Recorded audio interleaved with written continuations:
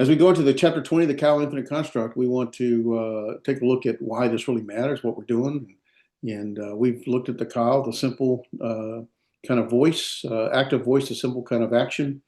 And the conjugations kind of tell us more about the type of action, whether it's complete, whether it's ongoing.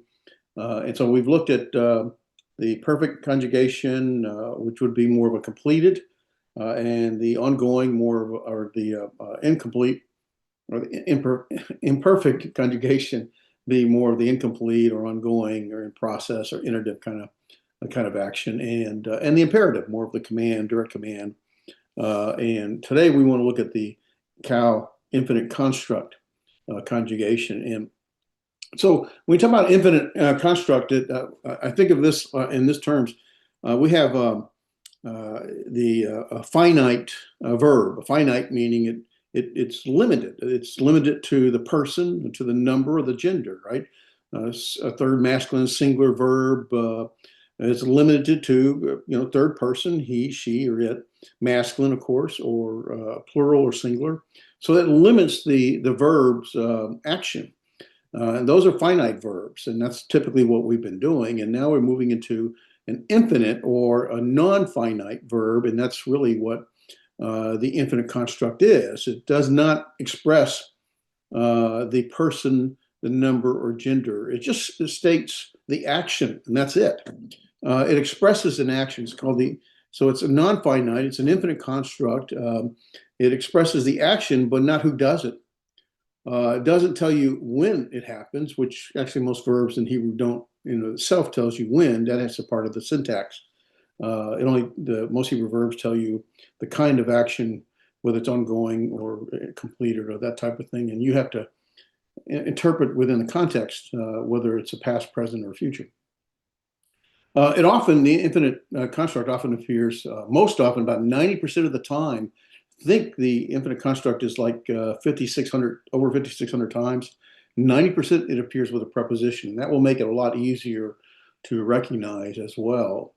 As it appears, it expresses the action, and it sort of names the action, like to walk, to love, to serve, to kill, to die, to hate.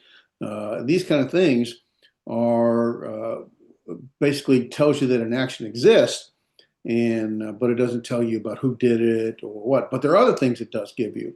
Hebrew infinite construct when the writer wants to describe what's required or why, what's the purpose of something, or maybe express what the action is about, or maybe the expectations from the one who's giving the command, or the infinite or the request or the desire.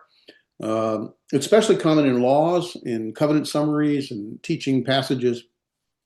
One of the well-known ones, of course, Deuteronomy 10, verse 12. And this verse answers really one big question: is what does the Lord ask from his people, from you and I? And right, so the verse 12 speaks about, it has a list of infinite constructs, and starts with that the Lord requires from you, and requests from you to fear the Lord, to walk in his ways, to love him, to serve him. I think verse 13 continues that, but in verse 12 is to fear, to walk, to love, and to serve. And each of these is associated with the inseparable preposition lamed. And so you have the infinite construct, which gives you an action, and that action, the passage is not telling a story, it's not telling of an event, it's not describing what anyone is doing. It's not tied to any one moment in time. It's ultimately defining what God expects, and giving a list of what he expects: to walk, to serve, to love, to fear. And so it helps us to recognize his expectations. The infinite construct helps us, it says this is what life is with God. It involves for us to, it's not something we're already doing. It's not something that he's not something that we're already doing, or something that we haven't done, but it's saying that what he expects, and it's part of our life and part of who we are. It helps us to ask, do I understand what God is asking from me?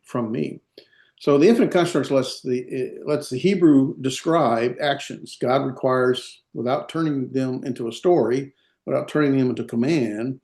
He says, "This is what I expect from you. I expect you to fear, to love, to serve, to walk, and in His commandments." And so we find it very useful and for us to understand expectations from our God.